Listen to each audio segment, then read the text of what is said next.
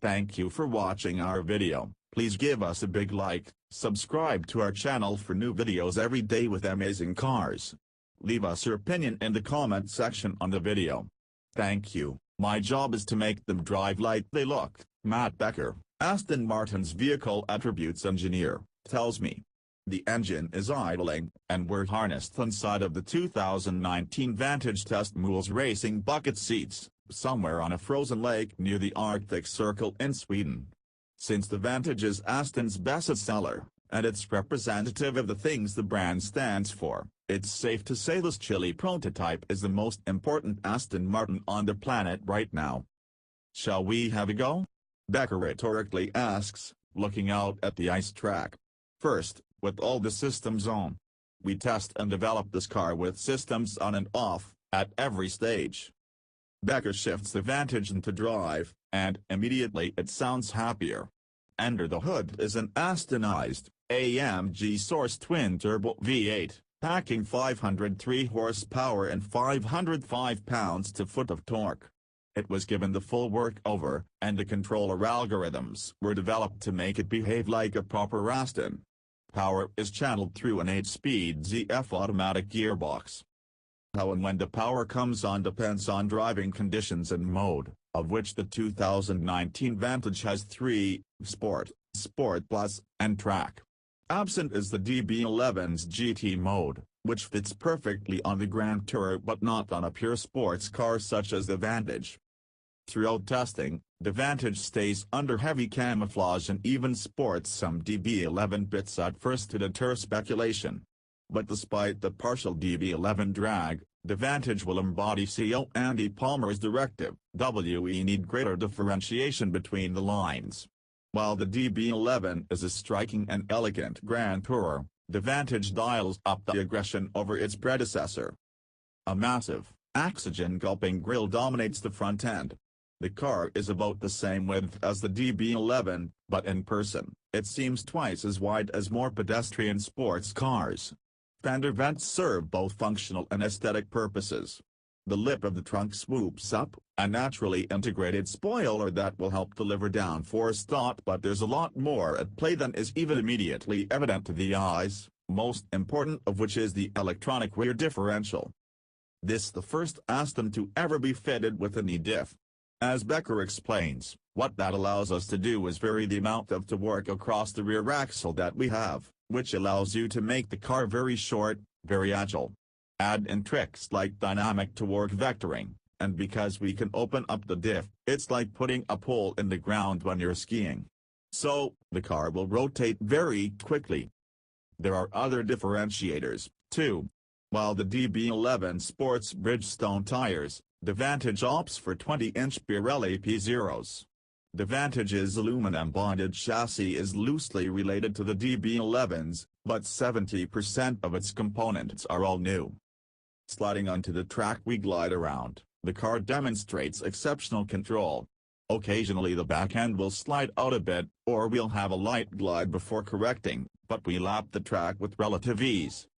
Now off, Becker says as he disables especially the Vantage wails and grunts while Becker maintains a fairly consistent drift, making little corrections as traction, or lack thereof, requires.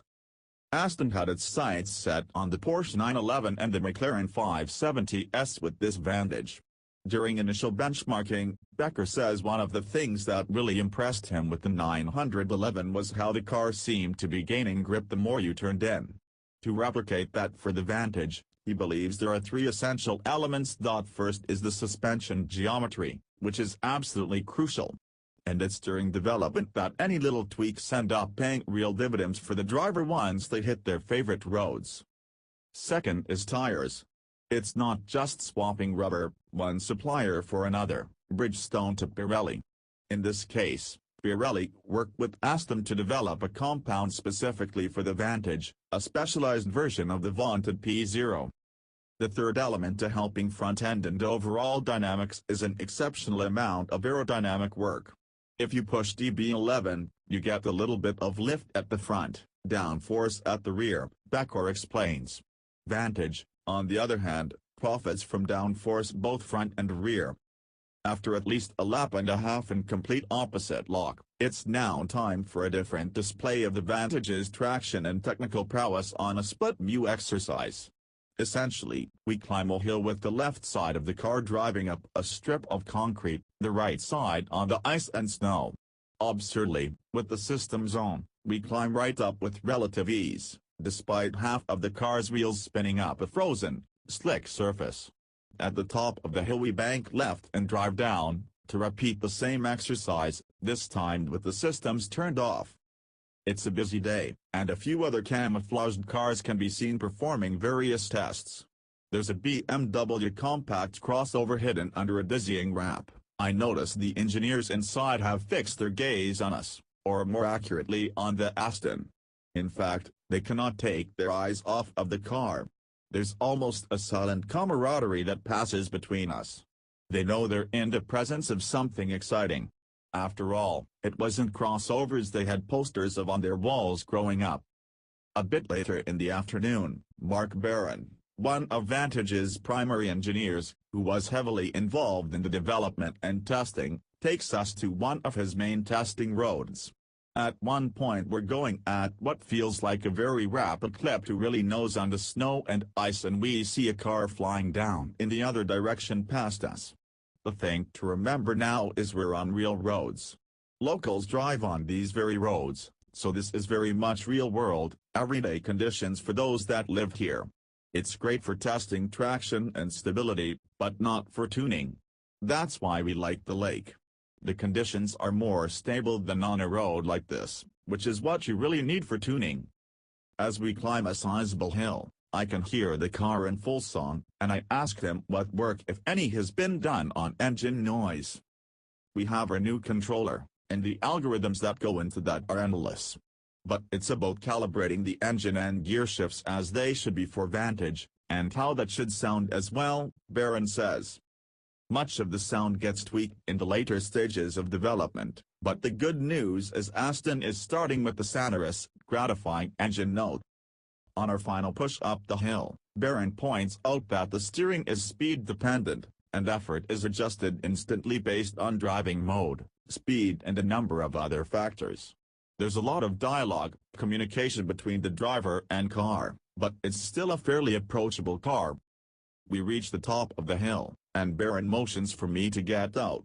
Spread before us is a dramatic scene that looks a bit like the scenes in Game of Thrones north of the Wall, and it's the warmest it'll get today, a balmy 14 degrees. Heat testing, Stage 2 Vantage prototype, Arizona. You can see the heat waves ripple above the asphalt. That's not the only clue that the scene is markedly different from the last time I saw the Vantage. Several months have elapsed, and instead of snow we're surrounded by sand and cacti. Though I can't see the Vantage yet, I know it must be approaching the hotel, our starting point for the day's excursion. A gear shift and ripping snarl are bruising the surrounding air. From a distance it appears the environment isn't the only thing that's changed since Sweden. The Vantage has shed some of its DB11 bits and now sports a yellow camouflage wrap.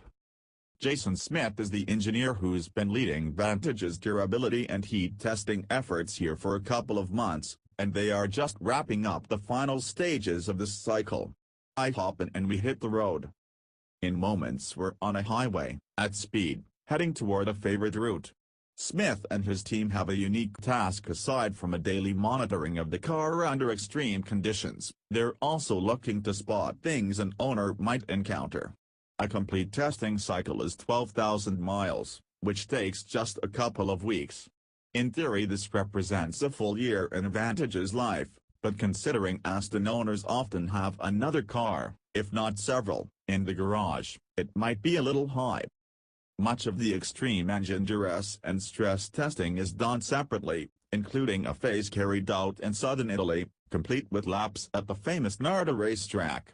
That testing is like a sprint, this more of a marathon. There are sensors and wires everywhere, including one running by my legs. We check temperature there, too. It's quite thorough, Smith says. There are more than 150 different things being monitored by the Suchi data logger in the trunk, ambient air temperature, barometric air pressure, engine oil temperature, engine oil pressure, temperatures on the transmission, differential, brake fluid, damper, suspension bush, and more. Inside, the cabin readings are taken from the instrument cluster surface, AC vent and general ambient air. Even the driver and passengers' head temperatures are measured. Outside of the cabin there are sensors on the rear bumper harness and trunk floor, to name just a few. It all goes back to the team at Gaydon at the end of every day. If we spot something that seems a little irregular, we can have a chat. This stage is all about identifying anything that could possibly come up and troubleshooting, if needed. Engineers are only human, so on a lonely stretch of desert road, Smith opens it up, and as the sensation of speed draws us in, a great, riotous noise envelops the cabin.